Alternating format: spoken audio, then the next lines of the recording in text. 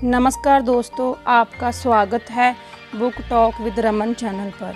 आज हम चर्चा करेंगे मॉर्गन हाउसल की किताब द साइकोलॉजी ऑफ मनी, जो सिर्फ पैसे की गणित नहीं बल्कि हमारी भावनाओं और निर्णयों की कहानी है। चलिए तथ्य और अनुभव की इस सुर्ख रोशनी में चलते हैं।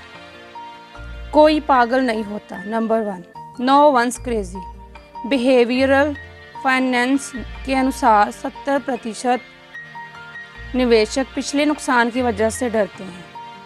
मिडिल क्लास फैमिली की संचित बचत मुख्य रूप से सावधानी पर आधारित होती है, जबकि अमीर निवेशक अक्सर रिस्क लेने में सहज होते हैं। मनोज बचपन में शेयर मार्केट की खबरों से सावधान रहते हुए बड़े हुए। उन्होंने कभी मार्केट में $100 भी निवेश ना किया। वहीं अमित, उन्होंने पहली ही नौकरी में $1,00,000 का निवेश किया क्योंकि उनके मन में रिस्क लेने की हिम्मत थी। दोनों सही है। उनके अनुभव और मानसिकता ने रास्ता तय किया। नंबर 2, भाग्य और जोखिम। Luck and risk. भाग्य और जोखिम अक्सर एक साथ चलते हैं। माइक्रोसॉफ्ट के शुरुआती कंप्यूटर एक्सपोजर जैसी घटनाएं जीवन को दिशा देती हैं। उदाहरण, मेरे पड़ोसी ने 10 साल पहले 20 लाख में प्लॉट खरीदा, आज वह 2 करोड़ में बिकेगा। और दूसरा, जिसे भूजल समस्या समझकर खरीदना पड़ा, वह अभी भी बिक नहीं रहा। हमेशा ये समझना जरूरी है कि भविष्य में सफलता केवल मेहनत से नहीं बल्कि परिस्थिति, समय और थोड़ा भाग्य से भी मिलती है। नंबर 3, कभी पर्याप्त नहीं लगता। Never enough. बहुत अधिक कमाई और दिखावट की चाह कई बार संतुष्ट का रास्ता बंद कर देती है। Real story. राज ने नई BMW खरीदी, लेकिन पहले ही महीने उसके दोस्त ने रिसाले गाड़ी खरीदी। अब राज को वही गाड़ी चाहिए। उसकी ये रेस कभी ख़त्म नहीं होगी। दूसरी ओर अनीता जो एक टीचर है, हर महीने बस ₹500 बचा कर खुश रहती है। ये फ़र्क मनी माइंडसेट का है।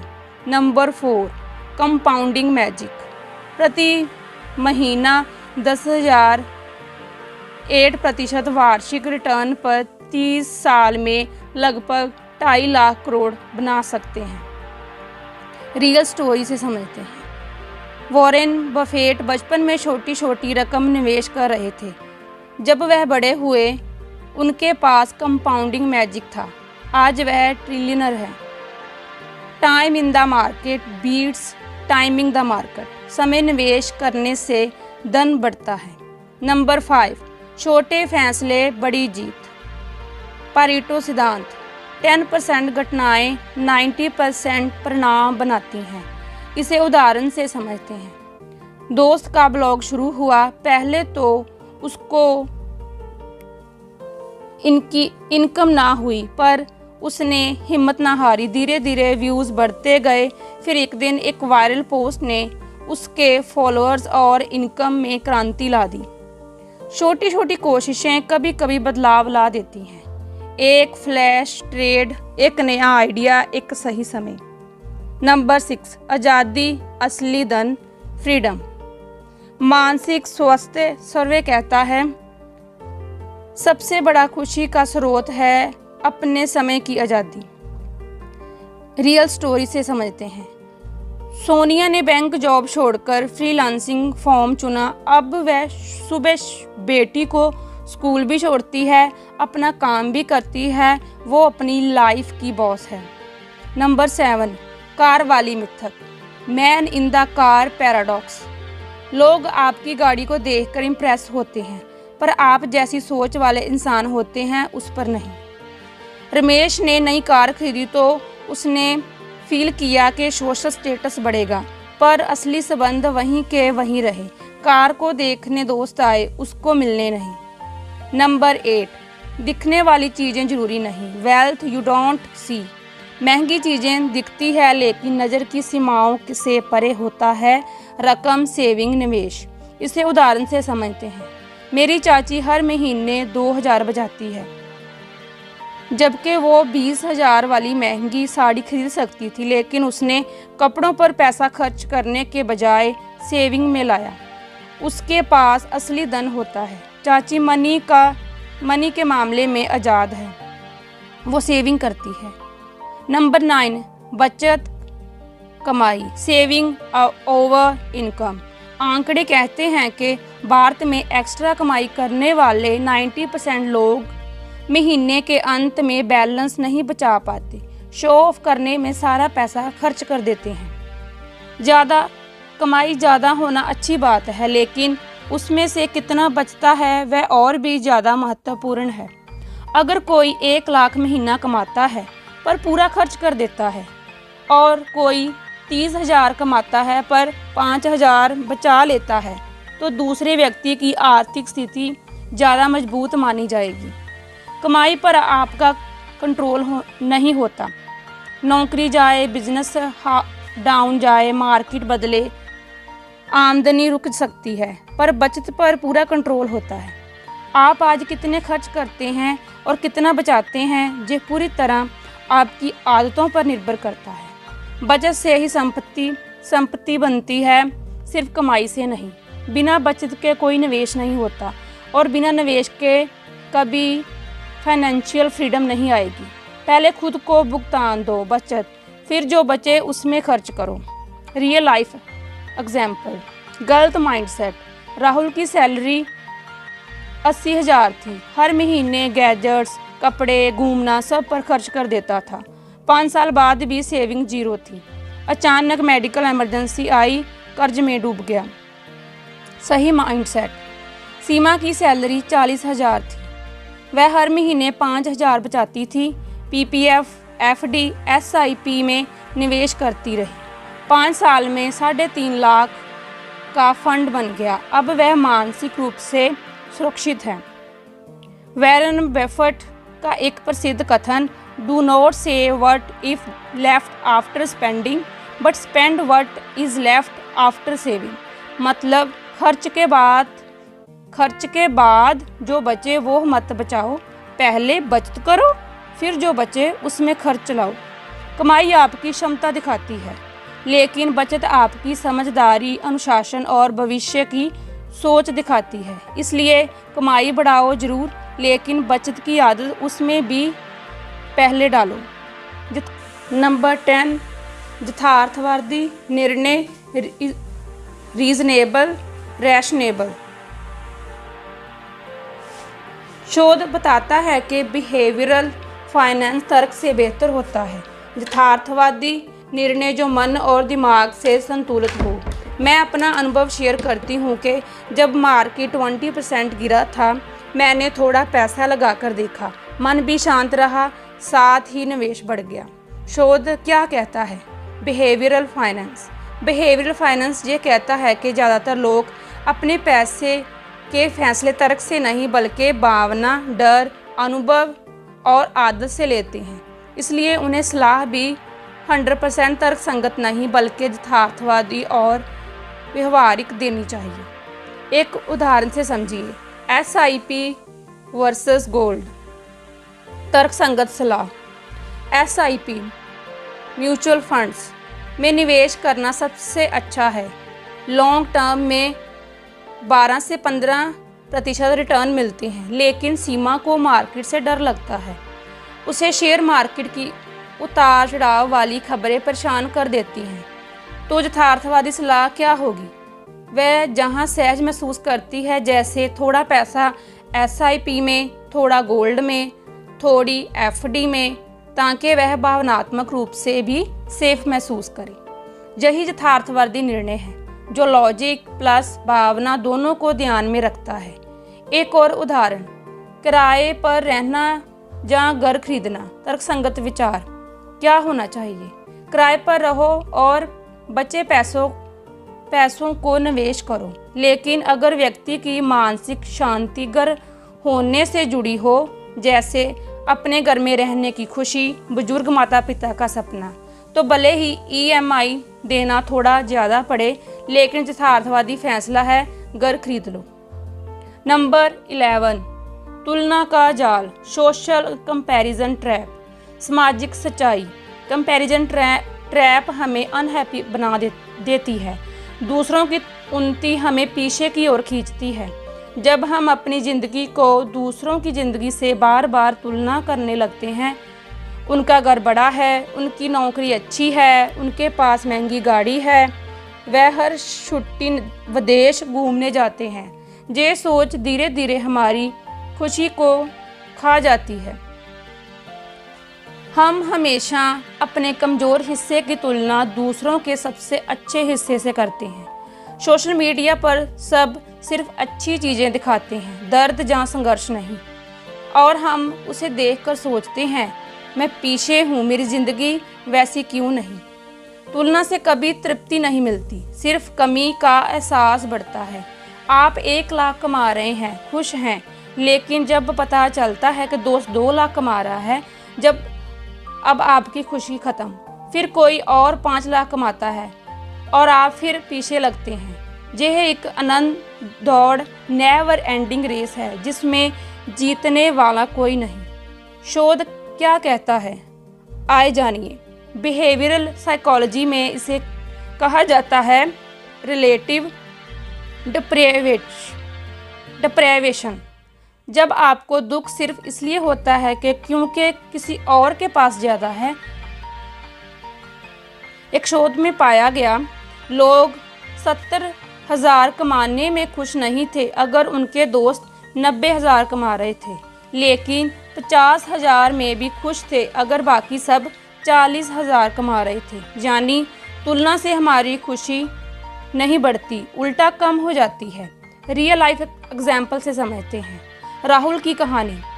राहुल अपनी नौकरी से खुश था, फिर उसके दोस्त ने नई कार खरीदी। अब उसे अपनी कार छोटी लगने लगी।